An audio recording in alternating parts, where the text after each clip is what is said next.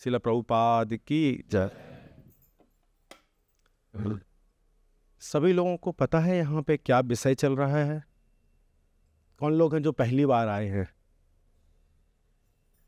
Okay, तो आधे से ज़्यादा लोगों को पता है, फिर बहुत कम लोग हैं जो पहली बार आए हैं। तो बाकी लोगों को पता है क्या विषय चल रहा है? क्या विषय चल रहा है? यमुनाच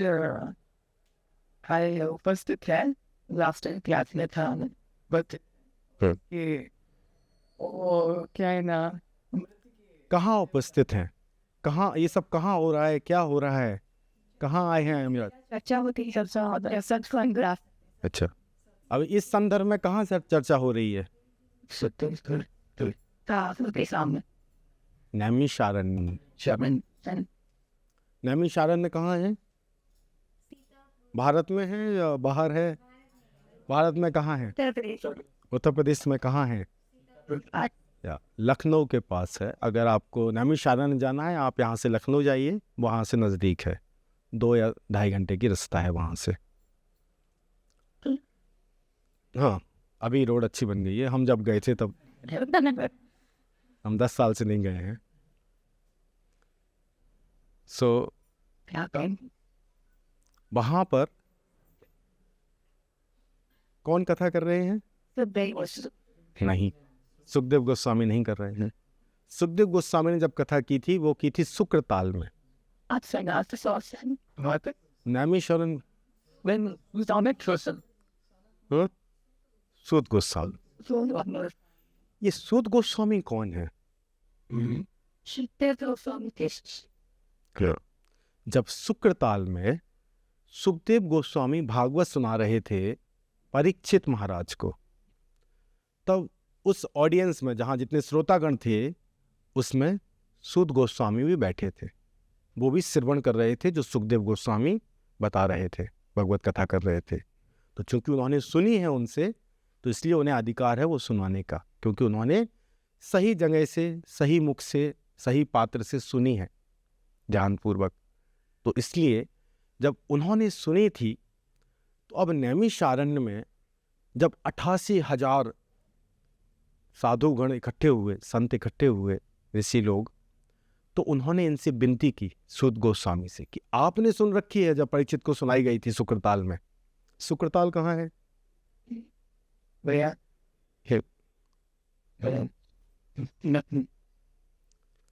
मेरठ के आसपास है, यूपी में ही है, मेरठ के आसपास है। तो वहाँ पे आपने सुन रखी है जब परीक्षित को सुनाई जा रही थी, तो आप हमें सुनाइए वो सब। तो सुखदेव गोस्वामी, सूत गोस्वामी आप सुना रहे हैं जो उन्होंने सुखदेव गोस्वामी से सुन रखा है। सुखदेव गोस्वामी से कौन प्रश्न करता था? जब सुखदेव गोस्वामी सुना रहे थे तब कौन प्रश्न करता था? परीक्षित महाराज। अब जब सूत गोस्वामी सुना रहे हैं तो कौन प्रश्न कर रहा है? यस, 88,000 ऋषि, उनके लीडर हैं सौनक मुनि और सौनक ऋषि। उन सभी की तरफ से सौनक मुनि जो हैं या सौनक ऋषि जो हैं, वो प्रश्न पूछ रहे हैं और सूत गोस्वामी जवाब दे रहे हैं, उत्तर दे रहे हैं। तो ये पृष्ठभूमि है हमारा आज के श्लोक का कि क्यों ये श्लोक आया है, क्या हो रहा है। तो उन्होंने, सभी ऋषियों ने वहाँ पे यमराज को भी आमंत्रित किया है कि आप आइए कथा सुनने के लिए। ऐसा अनुवाद में है यहाँ पे। ऋषियों ने मृत्यु के नियंत्रक यमराज को आमंत्रित किया है, तो वो भी आए हैं कथा सुनने के लिए। अगर वो आमंत्रित नहीं करते तो वो आते या नहीं आते? यमराज आते। जब भी हरि कथा होती है तो उनके सभी भक्त आते हैं, हरि के सभी भक्त आते हैं, बिना बुलाए आते हैं। आप लोगों को किसी ने नहीं बुलाया, आप लोग आए हैं, कथा हो रही है तो आप लोग आए हैं। ऐसे ही भगवान के सभी भक्त आते हैं, और यमराज एक महान भक्त हैं, भगवान के परम भक्त हैं। 12 महाजन में से एक है यमराज, तो बड़े परम भक्त हैं भगवान के। तो भगवान की कथा हो रही है तो वो अवश्य आएंगे। हो सकता है यहाँ पे भी आए हो, हम लोगों को नहीं दिखेंगे। नारद मुनि भी जाते हैं जहाँ भी कथा होती है। यहाँ नारद मुनि भी बैठे हैं, सुन रहे हैं वो, जहाँ ये कथा चल रही है नैमिषारण्य में। अच्छा, चैतन्य महाप्रभु को कितने लोग जानते हैं? 1 2 3 4 5 6 7 10 लोग बस, वहाँ के लोग नहीं जानते हैं। ओके, चैतन्य महाप्रभु 500 साल पहले नवद्वीप में प्रकट हुए थे, इतना पता है? उस समय वो वहाँ संकीर्तन करते थे। उन्होंने नित्यानंद प्रभु को और हरिदास ठाकुर को ये जिम्मेदारी दी कि आप घर घर जाके सबको बोलो कि भगवान के नाम का जप करें, कीर्तन करें। तो वो जाते थे और सबको बोलते थे। उन्होंने देखा बाजार में 2 व्यक्ति हैं जो नशे में हैं, उनका नाम है जगाई मदाई। वो भक्त नहीं थे, वो काफ़ी दुष्ट प्रवृत्ति के लोग थे। तो नित्यानंद जी ने बोला कि इनको भी हम बताएंगे, सबको बताने के लिए बोला है तो इनको भी बताएंगे। तो उन्हें बताया, उसका परिणाम अच्छा नहीं हुआ। उसका परिणाम हुआ उन्होंने इनके ऊपर आक्रमण कर दिया। एक मिट्टी का बर्तन टूटा हुआ, उसका टुकड़ा इनके सिर पे मार दिया नित्यानंद प्रभु के। जब मार दिया तो उनको खून निकल आया वहां से। अब ये बात चैतन्य महाप्रभु को पता चली। तब चैतन्य महाप्रभु को पता चली तो चैतन्य महाप्रभु वहां प्रकट हुए, उस जगह पे आए और उन्होंने अपने सुदर्शन चक्र को बुलाया। और सुदर्शन चक्र आ गया। जब सुदर्शन चक्र आया तो इतनी वहां पे प्रकाश आया और इतना गर्मी आया, ये लोग डर गए। तब इन्होंने शरण ली चैतन्य महाप्रभु की। चैतन्य महाप्रभु ने कहा, आज से तुम्हारे सारे पाप मुक्त हो गए, आप लोग सारे पापों से मुक्त हो गए हो, अगर तुम दोबारा पाप ना करो और कीर्तन करो सिर्फ। तो उन्होंने संकल्प लिया, जगाई मदाई ने, तो भाई थे, कि अब हम कीर्तन करेंगे और कोई भी पाप नहीं करेंगे, जो अपनी पुरानी वृत्तियां हैं वो छोड़ देंगे। तो चैतन्य महाप्रभु ने कहा, तो आज से तुम सारे पापों से मुक्त हो। अब जब ये और सब लोग कीर्तन करने लगे, जहां कीर्तन हो रहा है वहां कौन कौन आएगा? भगवान के सभी भक्त आएंगे, ब्रह्मा, शिव जी, नारद जी और यमराज, ये सब लोग वहां हैं। और ये सब लोग ऊपर से ये दृश्य देख रहे हैं। इनको कोई नहीं देख रहा है, क्योंकि देवताओं को हम लोग नहीं देख सकते हैं, बट वो सब कुछ देख सकते हैं।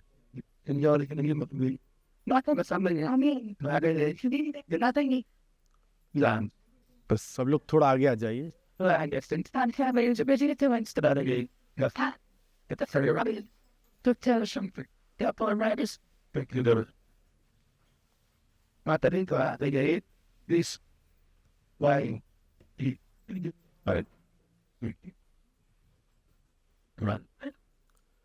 तो ब्रह्मा, शिव जी, नारद जी, यमराज, इंद्र, ये सभी लोग ये लीला देख रहे हैं। और जब कीर्तन हो रहा है, जगाई मधाई कीर्तन कर रहे हैं, भगवान कीर्तन कर रहे हैं, उनके सभी पार्षद लोग कीर्तन कर रहे हैं, तो ये लोग भी कीर्तन कर रहे हैं और नृत्य कर रहे हैं। अब जब भगवान ने ये घोषणा की कि आज से जगाई मधाई अपने सारे पापों से मुक्त हैं, सिर्फ इस जन्म के नहीं, पिछले सभी जन्मों के, तब यमराज को जिज्ञासा हुई कि इन्होंने पाप कितने कर रखे हैं, कितने पापों से मुक्ति हो गई है इनकी। तो उन्होंने अपने असिस्टेंट से पूछा, कौन है असिस्टेंट? अकाउंटेंट है वो। उनसे पूछा, इनके पाप कितने हैं, कितने पाप कर रखे हैं इन लोगों ने? जिज्ञासा बस उन्होंने पूछा। तो चित्रगुप्त ने बोला, इनके पाप तो इतने हैं कि उनकी फाइलों से तो गोदाम भर रखे हैं। ये सब लिखा है, वृंदावन दास ठाकुर ने चैतन्य भागवत में लिखा है ये सब, कि इनके पापों से तो इतनी पोथियां भर गई हैं कि गोदाम भर गए उन पोथियों से।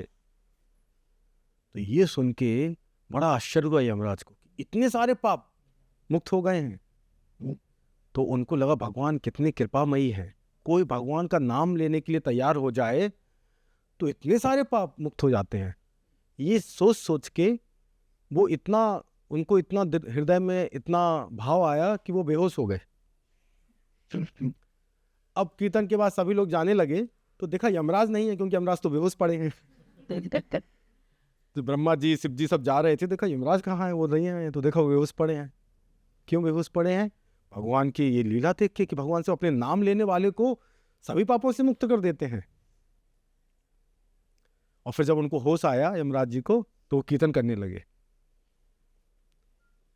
वही आज के श्लोक का विषय है कि यमराज को स्वयं कीर्तन बहुत पसंद है और भगवान का जहाँ कीर्तन होता है, उनकी कथा होती है, वो भी वहाँ पे उपस्थित रहते हैं।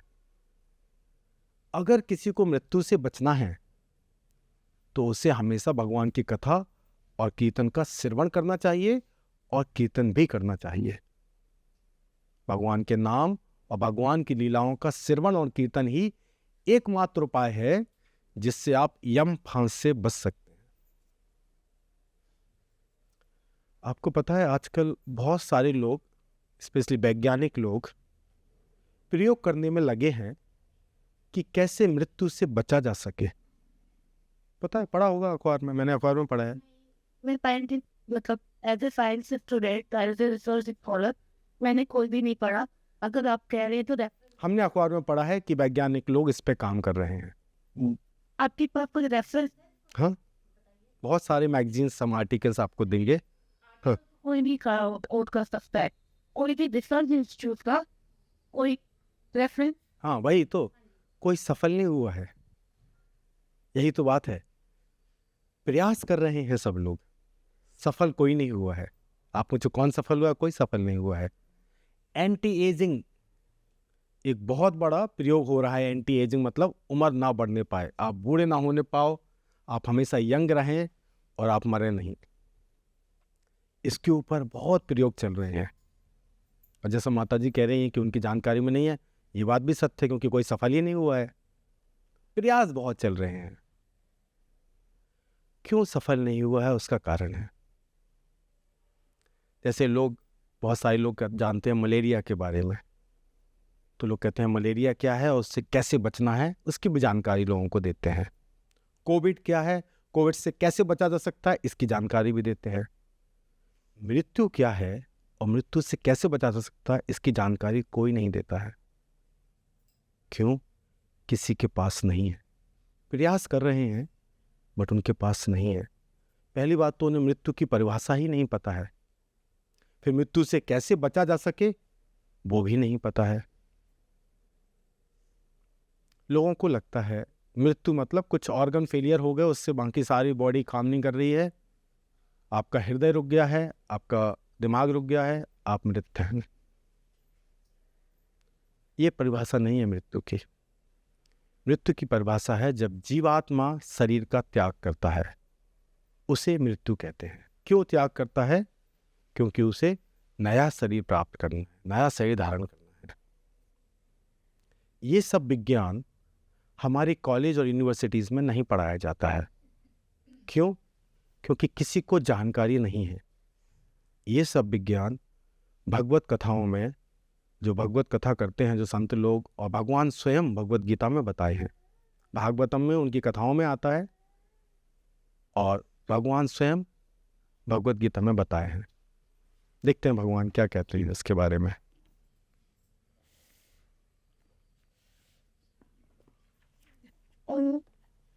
मृत्यु से सब लोगों को डर लगता है या नहीं लगता? नहीं लगता है? यस, सही बात है, उससे नहीं डरना चाहिए, लेकिन उसके लिए तैयारी तो करना चाहिए। जब हम लोग विद्यार्थी थे तो परीक्षा आती है साल के अंत में। जो लोग तैयारी करके जाते हैं वो परीक्षा में भयभीत नहीं होते हैं, और जो तैयारी करके नहीं जाते हैं वो भयभीत होते हैं परीक्षा में जाने से। तो जो कह रहे हैं कि उनको भय नहीं लगता, इसका मतलब वो तैयार हैं, तैयारी कर रखी है, अच्छी बात है। तैयारी करनी चाहिए, भगवान भी यही, पूरी भागवतम इसी के बारे में है, उसकी तैयारी कैसे की जाए ताकि आपको भय ना लगे। तो भगवान बताते हैं कि मृत्यु क्या है। भगवान कहते हैं मैं स्वयं मृत्यु हूँ। कहाँ बताते हैं? 10वें अध्याय में बताते हैं। 10वें अध्याय के 34वें श्लोक में भगवान कहते हैं मैं ही मृत्यु हूँ जो हर चीज का हरण कर लेता हूँ।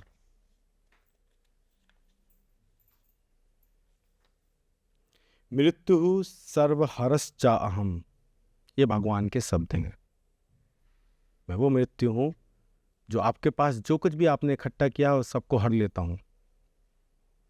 ना आपका बैंक बैलेंस आपके साथ रहेगा, ना आपकी डिग्री आपके साथ रहेंगी, आपका जो प्रभाव है समाज में वो भी आपके साथ नहीं रहेगा, आपका परिवार आपके साथ नहीं रहेगा, हर चीज का हरण हो जाएगा।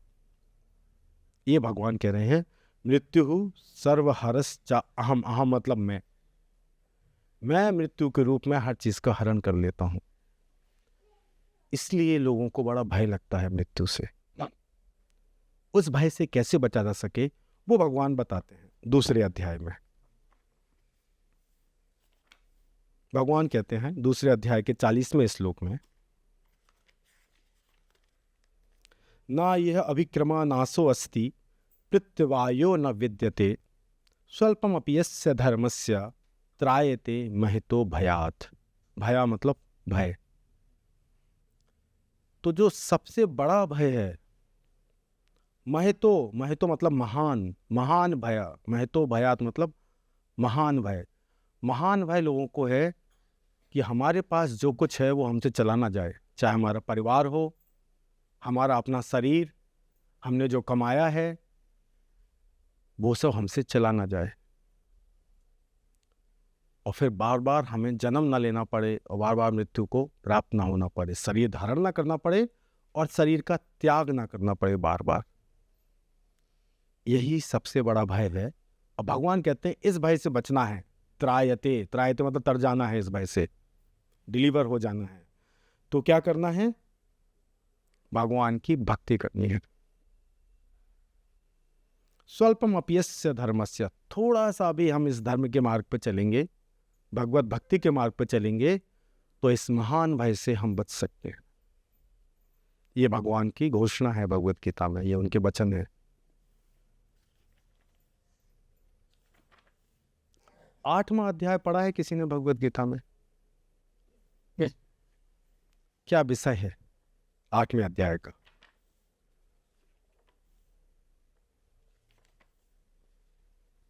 अच्छे से पढ़ना चाहिए हमको। उसका विषय है भगवत प्राप्ति। तो उसमें पृष्ठभूमि बताई जाती है कि कैसे हम बार बार शरीर धारण करते हैं, कैसे बार बार शरीर का त्याग करते हैं, और एक बार या दो बार नहीं, अनगिनत बार। किसी लगता नहीं एक बार प्रलय आ जाए फिर खत्म हो जाएगा सब कुछ। उसमें बताया गया कैसे प्रलय आती है और सभी अपना शरीर त्याग देते हैं प्रलय के समय, और फिर से जब सृष्टि होती है तो फिर से शरीर धारण करना पड़ता है। तो प्रलय अंत नहीं है। थोड़ा सा हम आपको बताते हैं इस अध्याय से। सहस्त्र युग पर्यंतम अहर यद ब्रह्मणो विदुः रात्रिम युग सहस्रांतम अहो रात्र विदो जन। आपको पता है कलयुग की आयु कितनी है? 4,32,000 साल। द्वापर युग की, ये पता है ना 4 युग होते हैं। द्वापर युग की द्विपर, द्वि मतलब डबल, उसका दुगना। त्रेता युग की त्रेता 3 गुनी। कृतयुग 4 गुनी, कृतयुग मतलब सतयुग 4 गुनी। अब इन सबको जोड़ दिया जाए, कलयुग की आयु, द्वापर युग की आयु, त्रेता युग की आयु और सतयुग की आयु, तो कितनी होती है? 43 लाख, 43 लाख। इस पूरे बंडल को हम सबको पैक कर दे एक साथ, कलयुग, द्वापर युग, त्रेता युग और सतयुग, इस पूरे बंडल को कहते हैं महायुग। यहां पे लिखा है सहस्त्र युग पर्यंतम, ऐसे 1000 महायुग के गुजर जाने पर, सहस्त्र मतलब 1000, अहर यद ब्रह्मणो विदु, ब्रह्मा का एक दिन होता है। 24 घंटे नहीं, 12 घंटे दिन। रात्रिम युग सहस्रांतम, फिर ऐसे ही सहस्त्र युग और 1000 और महायुग, वो ब्रह्मा की रात्रि होते हैं।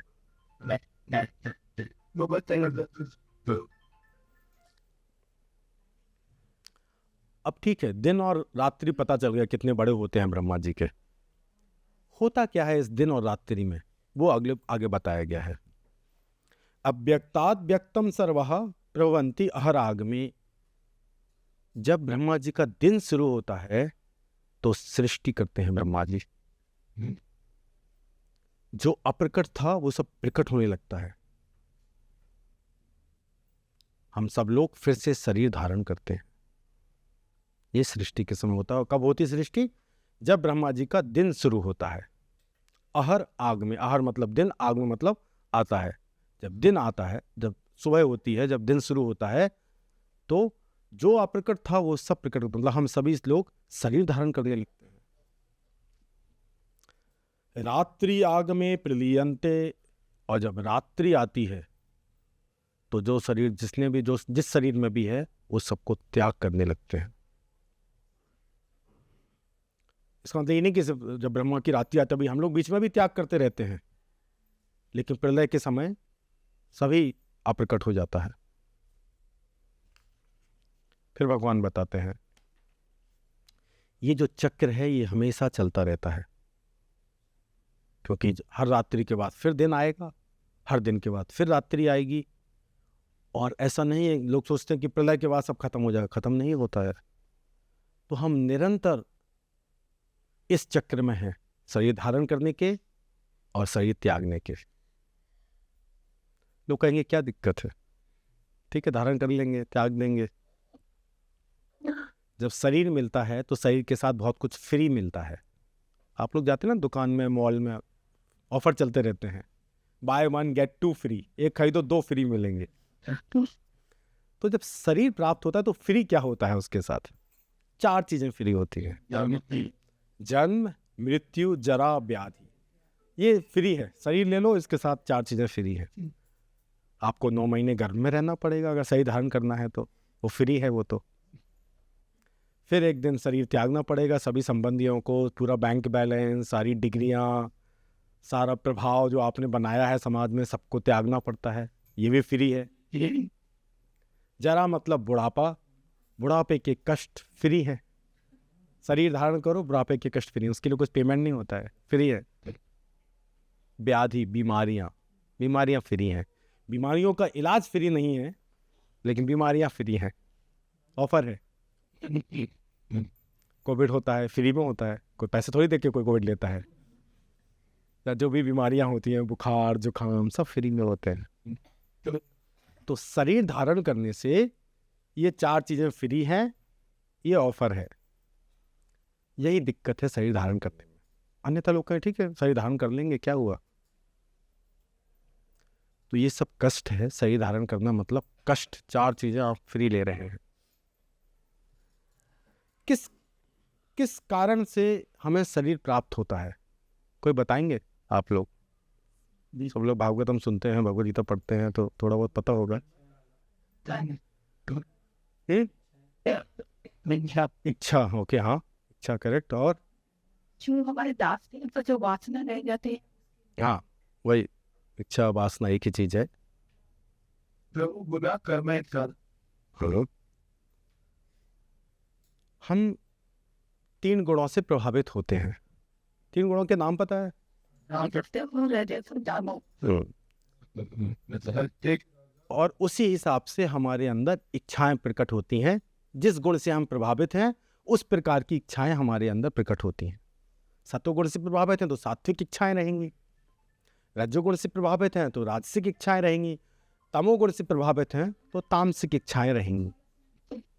और वो इच्छाएं जिसे हम वासना भी कहते हैं, वो ही जिम्मेदार हैं बार बार शरीर धारण करने के लिए। भगवान बताते हैं भगवद गीता में, कौन से अध्याय में गुणों की चर्चा हो रही है, इतना तो पता रहना चाहिए कि किस अध्याय में क्या विषय पे भगवान चर्चा कर रहे हैं, इतना तो पता रहना चाहिए। डिटेल भले ही पता ना हो। गुणों की चर्चा किस अध्याय में की है? 3 गुण के बारे में 14वें, तो 14वें अध्याय में चलते हैं।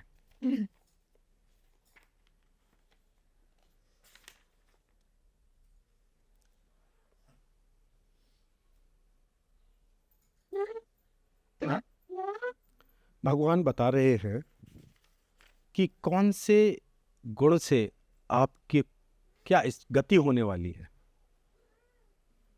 गुण कारण है हमारी इच्छाओं के, और इच्छा कारण है हमारे अगले शरीर धारण करने के लिए, अगली गति बनने के लिए। ऊर्ध्व गच्छन्ति सत्वस्था, मध्ये तिष्ठन्ति राजसः, जगन्न गुणवृत्तिस्था, अधो गच्छन्ति तामसः। जो सतोगुण से प्रभावित होते हैं वो कहाँ जाते हैं? ऊर्ध्व। ऊर्ध्व मतलब ऊपर की तरफ, ऊपर के ग्रहों में। मध्य तिष्ठन्ति राजसा, जो रजोगुण से प्रभावित हैं, जिनकी राजसिक इच्छाएं हैं, वो कौन से ग्रह में रहते हैं?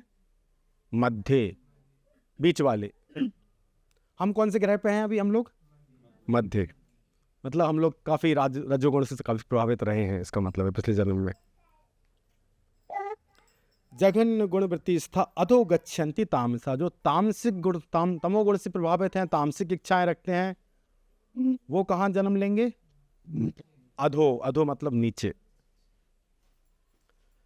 एक तो ये बताया गया है कि आप 14 जो ग्रह हैं उनमें से कहाँ पे जाएंगे अपने गुणों के कारण, क्योंकि गुण से ही इच्छाएं प्रकट होती हैं। और भी डिटेल बताई गई है। यदा सत्वे प्रबद्धे तु प्रलयम याति देहवृतः,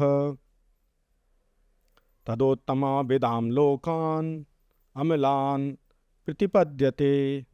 जब कोई सतोगुण में मरता है तो उसे महर्षियों के विशुद्ध उच्च स्तर लोकों की प्राप्ति होती है। तो सतोगुण बाकी गुणों से बेहतर है, इसलिए अच्छे गुणों, अच्छे जगह पे आप पहुंचेंगे जहां ज्ञानवान लोग रहते हैं, उच्च ग्रहों में आप जाते हैं। रजसी प्रलयम गत्वा कर्म संगी सुजायते। अगर आप रजोगुण में रहते हैं, जब कोई रजोगुण में मरता है तो वह सकाम कर्मियों के बीच में जन्म ग्रहण करता है। मतलब जो बहुत मेहनत करने वाले लोग होते हैं, उन्हें कुछ प्राप्त करना उसके लिए मेहनत करते हैं, ऐसे लोगों को कर्मी कहते हैं। तो वो सकाम कर्मियों के बीच में जन्म लेते हैं। हम देखते हैं अपने आसपास सभी लोग लगे हुए हैं काम में, हमने ऐसी जगह जन्म लिया है, मतलब हम लोग काफी राजसिक प्रवृत्ति के रहे होंगे। तथा प्रिलियंस तमसी मतलब तामसिक, मूढ़ योनिसु जायते। मूढ़ योनि से मतलब विवेकहीन, उन्हें मूढ़ कहते हैं, जिनके पास विवेक नहीं होता है। जब कोई तमोगुण में मरता है तो वह पशु योनि में जन्म धारण करता है। तो जितने भी हम पशु देखते हैं आसपास, इसका मतलब है पिछले जन्म में जब वो मनुष्य थे वो तमोगुण से ग्रसित थे या उससे प्रभावित थे, इसलिए वो पशु योनि को प्राप्त हुए हैं, उन्हें मनुष्य बनने का मौका नहीं मिला है। तो ये शरीर धारण करने की विद्या है। आपको कौन सा शरीर धारण करना है आपको डिसाइड कर लीजिए और आपको वो सही प्राप्त होगा। ये प्रोटोकॉल है, भगवान ने बोला ये फार्मूला है, अब आपके ऊपर है कौन सा सही धारण करना है। लेकिन जब भी सही धारण करेंगे 4 चीजें फ्री हैं सबके लिए। आप उच्च ग्रह में चले जाइए, मध्य ग्रह में रहिए, नीचे रहिए, 4 चीजें फ्री हैं।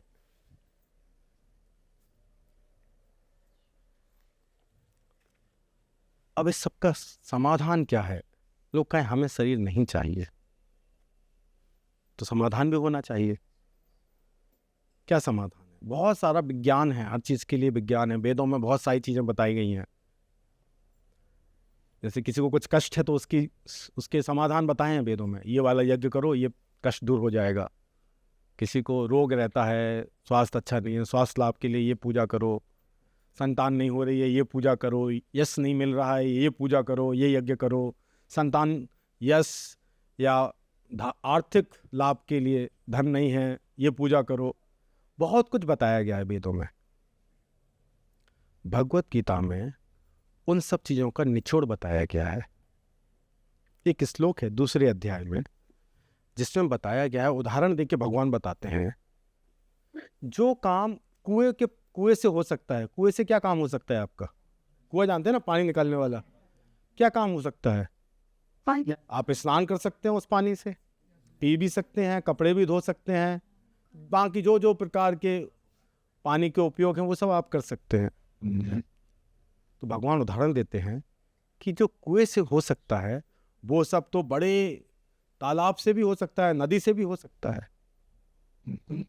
बहुत सारे कुओं से जितना पानी आएगा वो एक नदी में उतना आ जाएगा आराम से ही। तो कुएं में क्यों जाना है बार बार? इस कुएं में ये सूख गया, दूसरे कुएं में वो सूख गया, तीसरे कुएं में। उससे अच्छा है जलाशय के पास जाओ। तो ये सब पूजा करने से, इस पूजा करने से ये प्रॉब्लम सॉल्व हो जाएगा, वो समस्या का समाधान हो जाएगा। उससे अच्छा है भागवत भक्ति करनी चाहिए।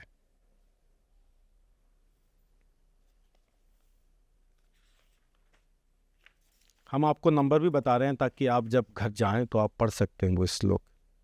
दूसरे अध्याय का 45वां श्लोक है, 46वां। यावन अर्थ उदपाने सर्वतः संप्लुतोदके तावान सर्वेषु वेदेषु ब्राह्मणस्य विजानतः।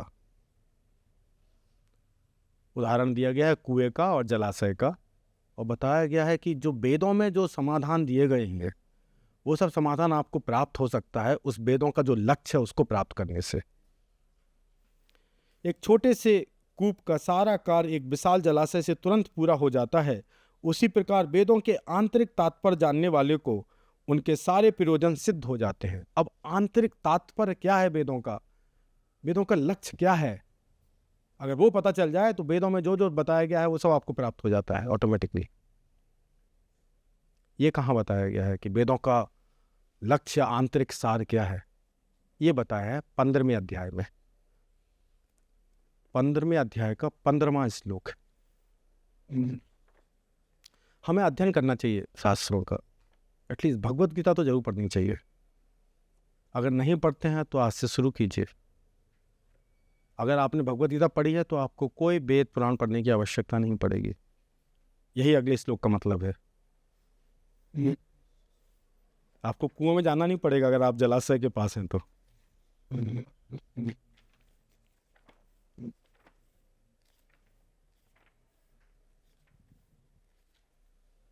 15वें अध्याय का 15वां श्लोक। सर्वस्य चाहम हृदि सन्निविष्टो मत्ता स्मृति ज्ञानम अपोहनम च वेदैश्च सर्वैर अहम एव वेद्यो वेदांत कृत वेद विद एव चा अहम। भगवान कह रहे हैं वेदैश्च सर्वैर अहम एव वेद्यो, सभी वेदों से मुझे ही जानना चाहिए।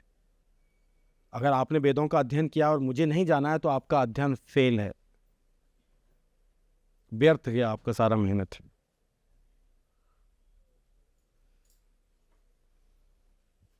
आगे आ जाइए, आ जाइए। वेदांत कृत, वेदों का निर्माण करने वाले, वेदों को उत्पन्न करने वाले भी हम हैं, भगवान कहते हैं वेदांत कृत, वेदों की रचना करने वाले। वेद विद, वेद विद मतलब वेदों को जानने वाले भी हम हैं।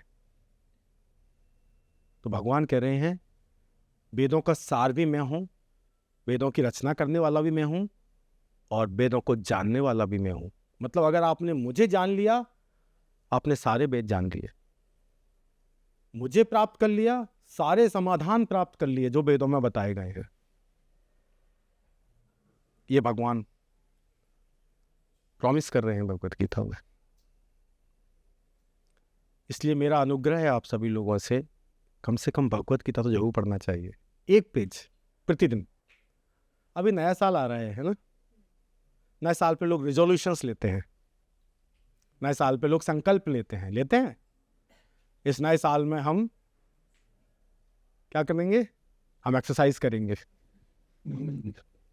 हम योग करेंगे, हम अच्छा भोजन प्राप्त करेंगे, स्वस्थ रहेंगे, या हम ज़्यादा मेहनत करेंगे, अच्छे से पढ़ाई करेंगे, ज़्यादा फोकस रहेंगे। ऐसे ऐसे संकल्प लेते हैं नए साल पर, रिजोल्यूशन, न्यू ईयर रिजोल्यूशन, नए साल के संकल्प।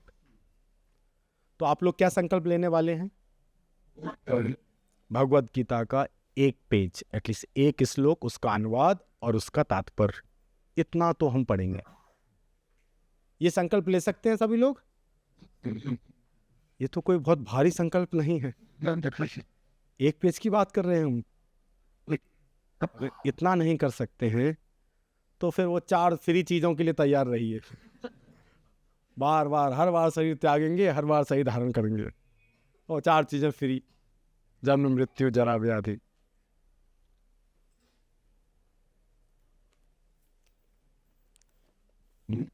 वापस 8वें अध्याय पे आते हैं, क्योंकि उस अध्याय में बताया गया है भगवत प्राप्ति।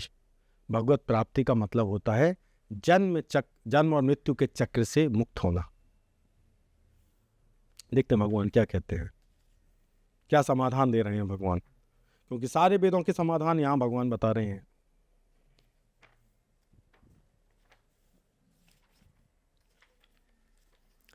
आठवें अध्याय में भगवान एक फार्मूला बता रहे हैं।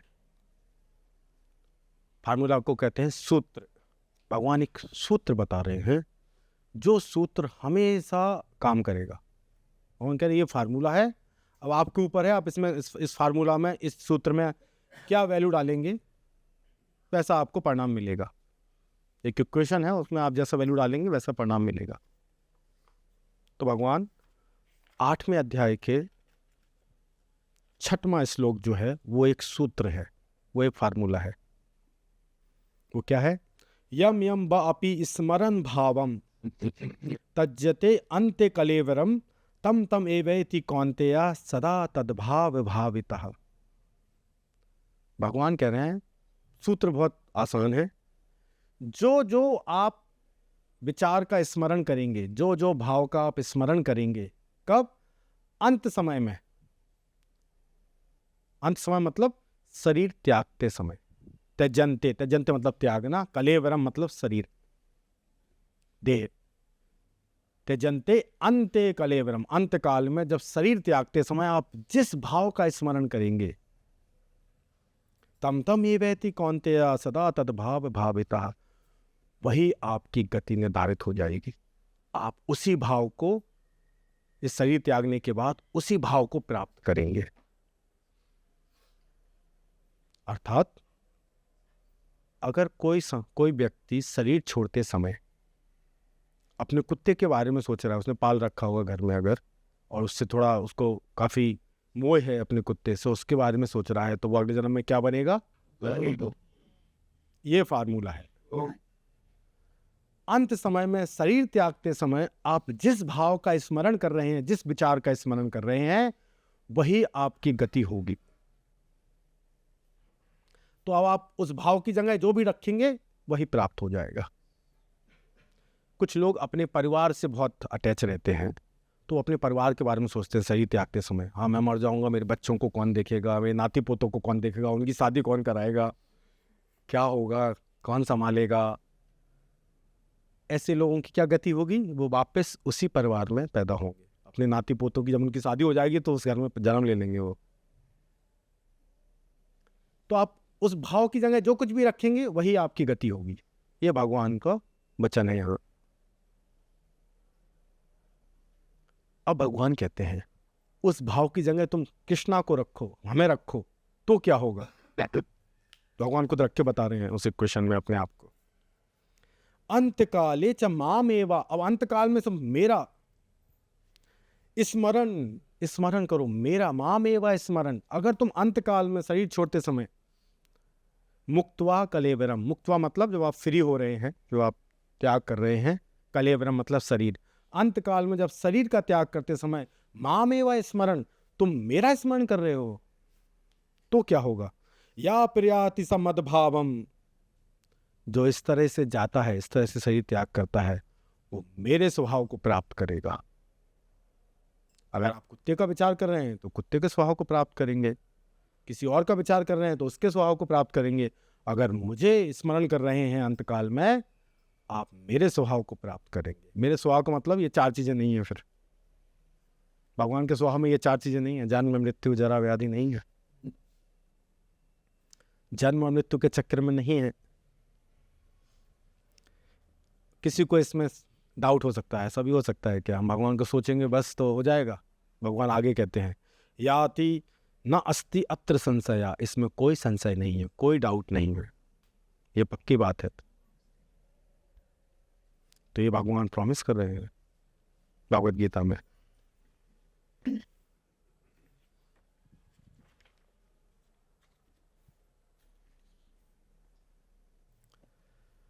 भगवान एक और प्रॉमिस कर रहे हैं। भगवान एक्चुअली भगवत गीता पता है क्या है? भगवान के प्रॉमिसों की लिस्ट। प्रॉमिस ही प्रॉमिस है, और भगवान अपने प्रॉमिस हमेशा रखते हैं। रघुकुल रीति सदा चली आई, पर वचन न जाई। अगर वो वचन दे रहे हैं तो वचन तोड़ेंगे नहीं। तो अगर भगवान के प्रॉमिसेस हैं तो वो सत्य हैं, वो अपने प्रॉमिसों से विमुख नहीं होते हैं। उनको लगता है कभी कभी कि पता नहीं हमारे वचन को लोग मानेंगे कि नहीं मानेंगे, तो अपने भक्तों से कहते हैं तुम भी प्रॉमिस करो, तुम्हारे वचन को तो मानेंगे। मैं अपना वचन हो सकता है तोड़ दूं, अपने भक्तों का किया हुआ वचन नहीं तोड़ूंगा। तो इसलिए वो अर्जुन से कहते हैं भगवत गीता के बीच में, तुम घोषणा करो, एटलीस्ट तुम करोगे तो लोगों को विश्वास होगा कि भगवान अपने भक्तों का वचन थोड़ी टूटने देंगे। तो भगवान का एक और प्रॉमिस, आ ब्रह्म भुवनाल लोका पुनर्आवर्तिनो अर्जुन। आप किसी भी ग्रह में जाइए, ज़्यादा से ज़्यादा आप कहाँ तक जा सकते हैं? ब्रह्मलोक तक जा सकते हैं। 14 भुवन जो हैं, 14 जो ग्रह हैं, सबसे ऊपर ब्रह्मा जी का लोक है 14 लोकों में से। आपने बहुत अच्छे कर्म कर रखे हैं तो आपका प्रमोशन वहां तक हो सकता है। तो आप पाताल लोक से लेके ब्रह्मलोक तक कहीं भी जन्म ले सकते हैं अपने कर्मों और गुणों के हिसाब से। तो भगवान कह रहे हैं इवन आप ब्रह्मलोक तक भी चले जाएंगे, वहां भी ये 4 चीजें आपको नहीं छोड़ेंगी। वो सब ऑफर है वहां तक भी, जन्म मृत्यु जरा व्याधि वहां भी है। ब्रह्मा जी भी मृत्यु को प्राप्त होते हैं, पता है आप लोगों को? बुढ़ापे को भी प्राप्त होते हैं, बुढ़ापे को ऑलरेडी प्राप्त हो गए हैं वो। आप देखते हैं ब्रह्मा जी का फोटो देखा कभी भी? सफेद दाढ़ी रहती है। हाँ, तो मतलब जरा देखो, 4 चीजों में से जरा आ गई है, बुढ़ापा आ गया है। पुनर्आवर्तिनो, आप कहीं भी चले जाएंगे, आपको वहां से भी शरीर त्यागना पड़ेगा और वापस इस मृत्यु लोक में, धरती पे आना पड़ेगा, भूलोक में आना पड़ेगा। पुनरावर्तिनो, आपको दोबारा आना पड़ेगा। ऐसा नहीं हम ब्रह्मलोक में जाके परमानेंटली सेटल हो जाएंगे या इंद्रलोक में जाके परमानेंटली सेटल हो जाएंगे, नहीं। परमानेंटली आप कहीं सेटल नहीं हो सकते हैं, आपको वापस आना पड़ेगा। जैसे आप होटल में परमानेंटली नहीं रह सकते ना, किसी भी होटल में जाइए, 5 स्टार 7 स्टार रिसोर्ट में जाइए, आप परमानेंटली थोड़ी रह सकते हैं। आप 1 महीना रह सकते हैं, 2 महीना रह सकते हैं, 1 साल रह सकते हैं, 2 साल, वो डिपेंड करता है आपके क्रेडिट कार्ड में कितना पैसा है ना, उतना समय आप रह सकते हैं। जिस दिन क्रेडिट कार्ड खाली, धक्के मार के निकाल देंगे वो रिसोर्ट से या 5 स्टार होटल से, है ना। ऐसे ही इंद्रलोक और ब्रह्मलोक से धक्के मार के यहाँ धरती पे वापस भेज दिए जाओगे। भगवान कह रहे हैं आ ब्रह्म भुवनाल लोका पुनरावर्तिनो, वापस इधर ही आना पड़ेगा। तो हम ब्रह्मलोक में कर्म नहीं कर सकते, कर सकते हैं, तो वहाँ पे कर्म करके हम कर्म करने से नहीं, हाँ भक्ति करने से जा सकते। कर्म करने से तो यहाँ से भी नहीं जा सकते हैं, भक्ति करने से जा सकते हैं। लेकिन अगर भक्ति नहीं करेंगे तो वापस आना पड़ेगा। माम उपेत्य तु कौन्ते, भक्ति करने से तो आप कहीं से भी करो, आप पाताल लोक से भी भक्ति करोगे तो भी बैकुंठ जा सकते हो। बैकुंठ जाने के लिए हर जगह से ट्रेन चलती है। मेरे तो थोड़ा कर्म कर, नहीं, आप नहीं, भक्ति के लिए प्रहलाद महाराज कहते हैं भागवतम में, कर्म नहीं कर सकते हम, भक्ति कर सकते हैं। भक्ति हर जगह कर सकते हैं।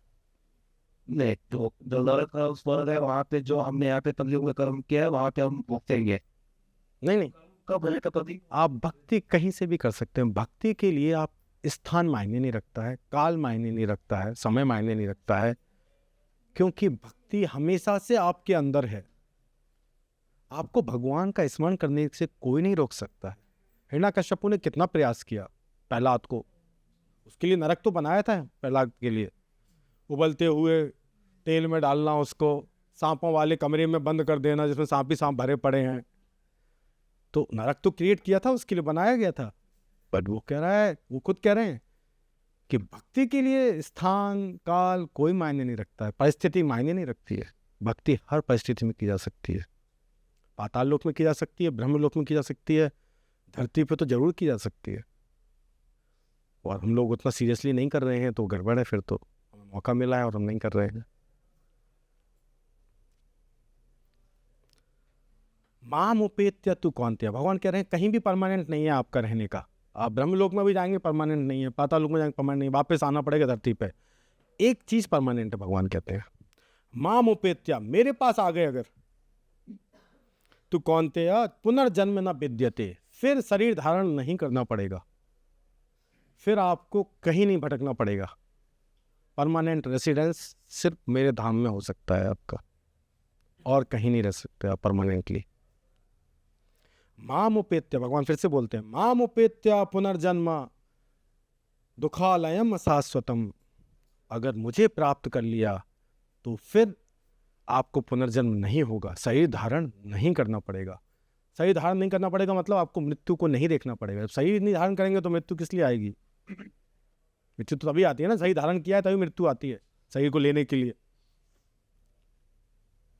दुखालयम अशाश्वतम, इस जगत को, अच्छा कोई भी आदमी, जैसे किसी की फैक्ट्री है, किसी की कंपनी है, वो कुछ प्रोडक्ट बनाते हैं, जैसे मोबाइल की कंपनी है, वो मोबाइल बनाते हैं ना, सैमसंग वाले, एप्पल वाले, नोकिया वाले, जो भी बनाते हैं, या जो भी टीवी बनाते हैं, या जो कुछ भी बनाता है, वो कभी भी अपने प्रोडक्ट की बुराई नहीं करते, वो तारीफ करते हैं, हमारा प्रोडक्ट सबसे अच्छा है, कहते हैं ना। एडवर्टाइजमेंट देखो ना, इतने बड़े बड़े बिल बोर्ड लगे हैं, इतना खर्चा करके बताते हैं हमारा प्रोडक्ट कितना अच्छा है। सिर्फ एक ही व्यक्ति ऐसा है जो अपने प्रोडक्ट की बुराई करता है, वो है ठाकुर जी।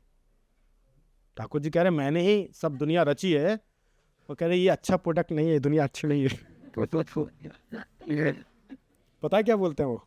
सब लोग अच्छे अच्छे फीचर गिनाते हैं ना, ये फीचर है हमारे प्रोडक्ट में, ये फीचर है। भगवान अपने प्रोडक्ट के फीचर गिना रहे हैं। क्या गिना रहे हैं? दुखालयम, दुख का घर है, हमने जो बनाया है ये दुख का घर है। विद्यालयम होता है ना, विद्यालयम, विद्या का घर। देवालयम, देवता का घर, मंदिर को देवालय कहते हैं। विद्यालय जहाँ विद्या का घर है। भगवान कहते हैं दुखालयम, हमारा प्रोडक्ट है दुखालयम। अशाश्वतम, अशाश्वतम मतलब परमानेंट नहीं है। लोग अपने प्रोडक्ट की बात करते हैं, ये इतने साल चलता है ये प्रोडक्ट, 5 साल, 10 साल, 20 साल। हमारा प्रोडक्ट ज़्यादा नहीं चलता है, भगवान कह रहे हैं। हम जो शरीर भी आपको दिए वो भी ज़्यादा नहीं चलेगा, जो दुनिया आपके लिए बनाए वो भी ज़्यादा नहीं चलेगी, प्रलय हो जाएगी। सिर्फ भगवान ही एक सच्चे व्यक्ति हैं जो अपने प्रोडक्ट की सही सही पोल खोल दिए हैं। कोई नहीं खोलता, सब बड़ी बड़ी चीज़ें बताते हैं, खराब चीज़ें कोई नहीं बताते हैं। ना आपनुवंती महात्मा सम सिद्धिम परमाम गता, वही परम गति है। क्या? मुझे प्राप्त करना ही परम गति है। मेरे पास आने के बाद इस दुखालयम और अशाश्वतम वाले स्थान पर नहीं आना पड़ेगा, भगवान कहते हैं। ये भगवान के वचन है, और भगवान कहते हैं वचन हम नहीं तोड़ेंगे अपने, प्राण जाए पर वचन ना जाए। और हम लोग भगवान के वचन ही नहीं पढ़ रहे हैं, हम लोग को जिज्ञासा ही नहीं भगवान क्या वचन दे रहे हैं। भगवान वचन पे वचन दिए जा रहे हैं। इसलिए नए साल का क्या संकल्प है हमारा, क्या रिजोल्यूशन है? हमने सबके मुंह से नहीं सुना, कुछ लोगों के मुंह से सुना। बाकी लोग संकल्प नहीं ले रहे हैं। सबका ये संकल्प होना चाहिए कि रोज भगवत गीता का एक पेज जरूर पढ़ें। ये वचन सुनने के बाद ही कितना आनंद आता है। अरे चलो, कोई प्रॉमिस तो कर रहा है कि हाँ हम सबसे छूट जाएंगे तो खाने मसा से। इतना तो करना चाहिए, कम से कम अध्ययन तो करो। उसका पालन हो पाए या ना हो पाए वो अलग बात है। भगवान जो जो कह रहे हैं पालन करने के लिए, आप कर पाओ या ना कर पाओ वो अलग बात है। कम से कम पता तो चले कि क्या भगवान कह रहे हैं। गवर्नमेंट कोई स्कीम निकालती है, कम से कम पता तो रहना चाहिए स्कीम क्या है। अब आप उस स्कीम का फ़ायदा उठा पाए ना उठा पाए वो अलग बात है। स्कीम तो पता होनी चाहिए, पता होनी चाहिए कि नहीं होनी चाहिए।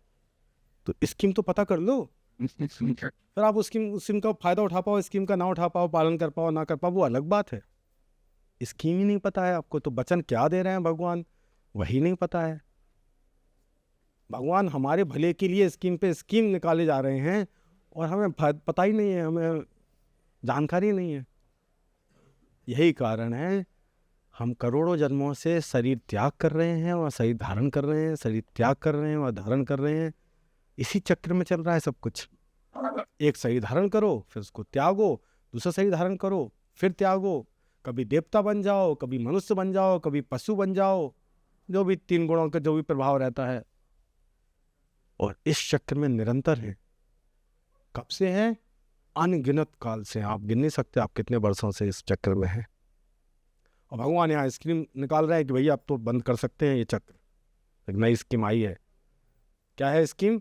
मामुपेत्या, मुझे प्राप्त करना। कैसे कर सकते हो? शरीर छोड़ते समय अगर मेरा स्मरण करोगे। अब इसमें थोड़ा सा कष्ट है। अब लोग कहते हैं ठीक है स्कीम है कि शरीर छोड़ते समय मेरा स्मरण करोगे तो मेरे पास आओगे। अब ये कैसे पता चलेगा कि शरीर कब छोड़ रहे हैं? पता चल जाए तो ठीक है। पता चल जाए कि 15 दिसंबर को शरीर छोड़ना है 12 बजे दोपहर में, तो ठीक है भाई, माला लेके बैठ जाएंगे। लेकिन समस्या है कि ये पता नहीं है। कोई ये भी नहीं कह सकता नहीं अभी तो बहुत साल बड़े हैं, अभी तो क्या है, अभी बुढ़ापा थोड़ी आया है, 50 साल बाद शरीर छोड़ेंगे, कम से कम 20 साल बाद छोड़ेंगे। कोई ये भी नहीं कह सकता है। कोविड के समय सबने देख लिया है, कभी भी शरीर छूट सकता है। शरीर छोड़ने के लिए आपको अस्वस्थ होने की ज़रूरत नहीं है कि नहीं जब बीमारी होगी कोई बड़ी सी तब हम शरीर छोड़ेंगे, या बहुत ज़्यादा बुढ़ापा आ जाएगा तब शरीर छूटेगा। नहीं, शरीर तो स्वस्थ शरीर में भी छूट सकता है, जब आपका स्वास्थ्य अच्छा है तब भी छूट सकता है। बहुत लोग टीवी देखते देखते चले जाते हैं, पता है आपको? एक जन के घर में हम थे, वो बता रहे थे हमको, कहते वो ताऊ जी हमारे चाय मंगाई, हमने चाय दी, चाय पीते पीते चले गए। मतलब आपको शरीर त्यागने के लिए हॉस्पिटल में भर्ती होना, कोई बड़ी बीमारी होना, वो सब आवश्यकता नहीं है। बुढ़ापा होना, ये सब आवश्यकता नहीं है। आप चाय पीते पीते चले जा सकते हैं। भगवान कहते हैं जब कभी भी जा सकते हो तो उसके लिए भगवान एक और स्कीम निकाले हैं। भगवान कहते हैं 8वां अध्याय बहुत अच्छा है, पढ़ना चाहिए, इसी के बारे में है। 8वां अध्याय भगवत प्राप्ति।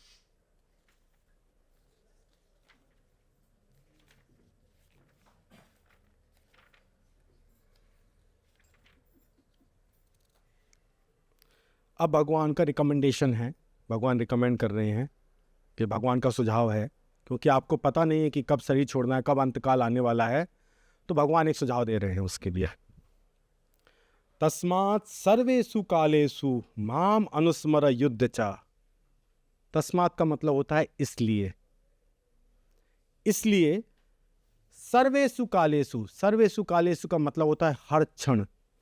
काल मतलब समय, समय के क्षण।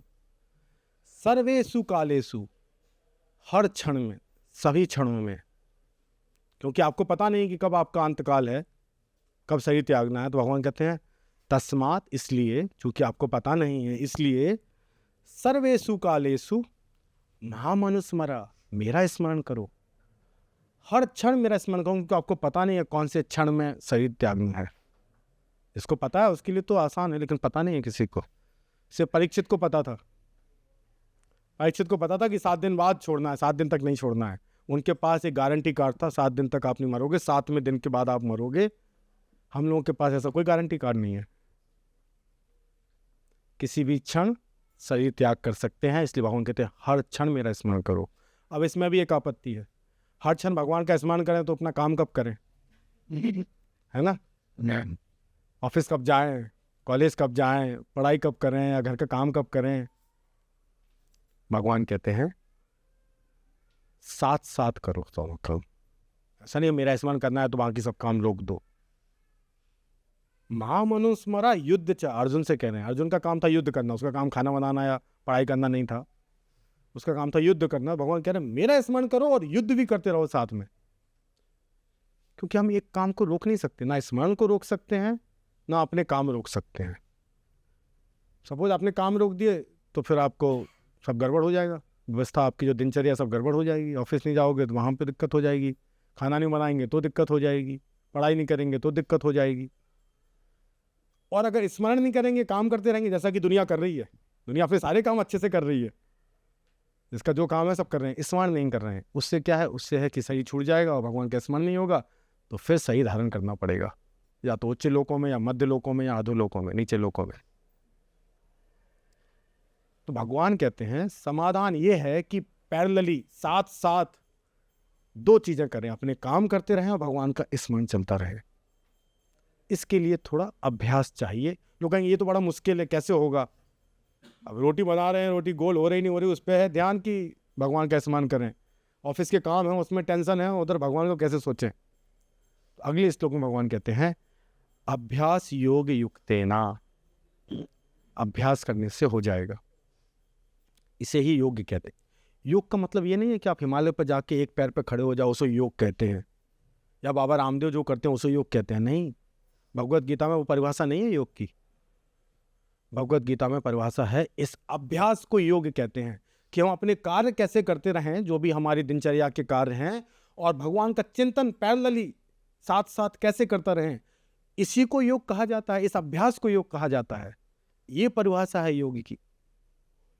अपने भौतिक कार्यों के साथ साथ भगवत चिंतन कैसे चलता रहे निरंतर, इस अभ्यास को योग कहते हैं। इसकी परिभाषा अगले श्लोक में भगवान कह रहे हैं, अभ्यास योग युक्तेन।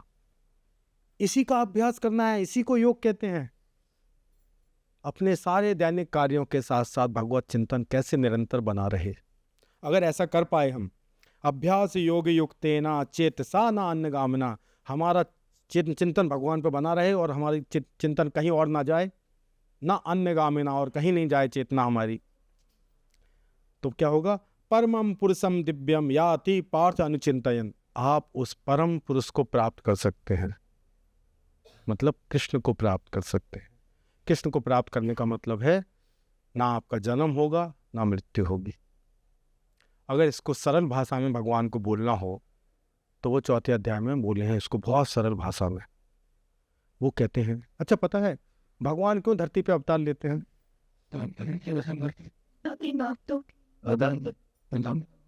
हाँ?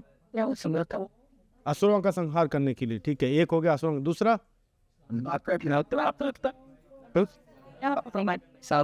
धर्म की स्थापना करने के लिए, यस, और भक्तों का उद्धार करने के लिए, परित्राणाय साधूनाम, साधुओं का उद्धार, विनाशाय च दुष्कृताम, दुष्टों का विनाश, धर्म संस्थापन, धर्म की स्थापना। ये तीन काम करने के लिए बोलते हैं संभवामी युग के। ये तीन काम के लिए हम आते रहते हैं, इनमें से एक भी सत्य नहीं है। भगवान बोलते हैं तो इसको झूठ नहीं बोल सकते हम, पाप लग जाएगा हमको। बट असली कारण क्या है वो भगवान बोलते हैं चौथे अध्याय के उसी क्रम में बोलते हैं जहां ये बात बोल रहे हैं ना, उसके अगले श्लोक में बोल रहे हैं असली कारण। चौथे अध्याय में भगवान बोलते हैं ये सब।